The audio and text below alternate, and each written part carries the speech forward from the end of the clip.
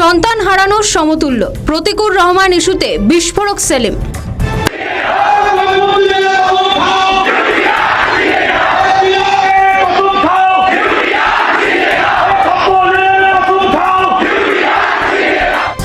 কয়েকদিন ধরে আলোচনা কেন্দ্রবিন্দুতে তরুণ সিপিএম নেতা প্রতিকুর রহমান।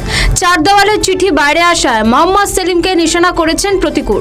এসবের মাঝে শুক্রবার আলিমুদ্দিনের সাংবাদিক বৈঠক করেন মোহাম্মদ সেলিম। আর স্বাভাবিকভাবেই নজর ছিল রাজনৈতিক মহলে প্রতিকুরের বিষয়। সিপিএম এর রাজ্য সম্পাদক কি বলবেন? আলিমুদ্দিন স্ট্রিটের সাংবাদিক সম্মেলনে সেলিম বলেন, গত দুদিনের বৈঠকে প্রতিকুরের প্রসঙ্গ সেভাবে কিছু আসেনি, তবে দলের সাধারণ সম্পাদক হিসেবে বিষয়টা আমি উত্থাপন করেছিলাম। তিনি আরও বলেন, পার্টিকে নতুন প্রজন্মের ছেলেমেয়েদের ওপর ইনভেস্ট করতে হয়। প্রতিকুরের বিষয়ে সেলিম বলেন, এটা অত্যন্ত বেদনাদায়ক। কোনো কর্মীকে হারানো সন্তান হারানোর সমতুল্য।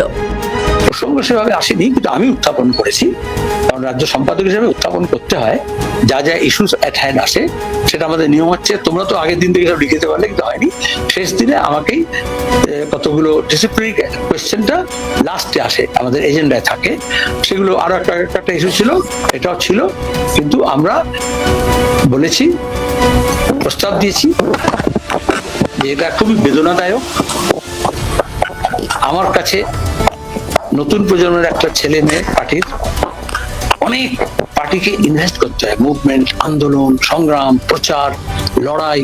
তার থেকে তারপর আমরা চাই এটা থেকে পার্টি যাতে লং টাইম ডিভিডেন্ড তোলে, জনগণ তোলে, শ্রেণী আন্দোলন তোলে। আমার ক্ষেত্রে তাই করেছে পার্টি, সবার ক্ষেত্রে তাই করে।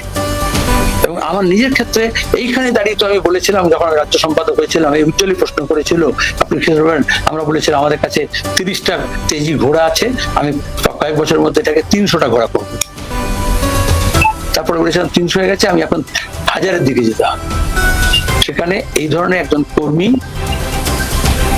কে হারানোর প্রশ্ন উঠলেও আমার কাছে সন্তান হারা হওয়ার শপথ। একদিকে যেরকম সিপিএম এর রাজ্য সম্পাদকের গলায় আক্ষেপের সুর, অন্যদিকে বর্তমান তৃণমূলের রাজ্যসভার সাংসদ ঋতব্রত বন্দ্যোপাধ্যায়ের সঙ্গে প্রতিকুরের বৈঠক প্রসঙ্গ কটাক্ষ করতে ছাড়েননি সেলিম। তিনি বলেন, রতনের রতন চেনে পাল্টা সুর চড়িয়েছেন প্রতিকুর। সেলিমকে তোপ দেগে সাংবাদিকদের মুখোমুখি হয়ে কুণাল ঘোষ বলেন, ডায়মন্ড হারবারে দাঁড়ানোর হিম্মত হয়নি সেলিমের, মুখেই খালি অভিষেকের সমালোচনা। প্রতিকুর রহমানকে এগিয়ে দেওয়া হয়েছিল অভিষেকের বিরুদ্ধে লড়ার জন্য, একটা গাড়িও দেয়নি পার্টি, ছেলেটা লড়েছে। প্রতীকের প্রশংসায় কুণাল ঘোষ। বাড়ি বাড়ি খাবার পৌঁছে দেয়া, তারপরে সেই এখন সেবাশ্রয়, এর বাইরে অজস্র উন্নয়নমূলক কাজ। ফলে অভিষেক বন্দ্যোপাধ্যায়ের বিরুদ্ধে দাঁড়াতে কই সিপিএম এর বড় কোনো নেতার তো হিম্মত হলো না, যারা বড় বড় কথা বলে। মোহাম্মদ সেলিমের তো হিম্মত হলো না ডায়মন্ড হারবারে দাঁড়ান। উনি তো ঘুরে ঘুরে দাঁড়ান, ছোটবেলায় দোলনা চড়তেন মনে হয়, হ্যাঁ, ঘুরে ঘুরে দাঁড়ায়। তো এখন হিম্মত তো হলো না, মুখে অভিষেকের সমালোচনা করব, কিন্তু ওখানে যেতে পারবো না। ওনার যেসব পেয়ারেলালরা যারা আছে, যারা সব বিরাট বিরাট ব্যাপার, যাদের ভয়ঙ্কর, শুধু কথা বলতে আছে, কাজের বেলায় অষ্টরম্ভা, সংগঠন, এলাকা, পাড়ার ক্লাবে বসারও চেয়ার নেই।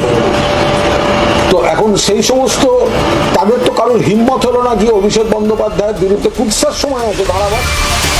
সাংবাদিকদের মুখোমুখি হয়ে প্রতীক বলেন, যদি অন্য কোনো রাজনৈতিক দলে যেতেই হয় তবে প্রকাশ্যে যাব, মাথা উঁচু করে যাব, অন্ধকারে যাব না।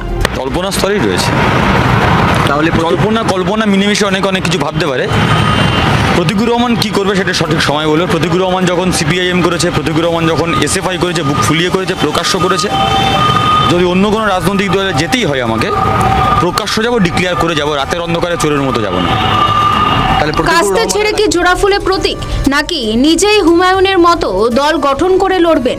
সবটাই সময়ের অপেক্ষা। আমাদের ভিডিও ভালো লাগলে লাইক ও শেয়ার করুন, কমেন্ট সেকশনে আপনাদের মতামত জানান।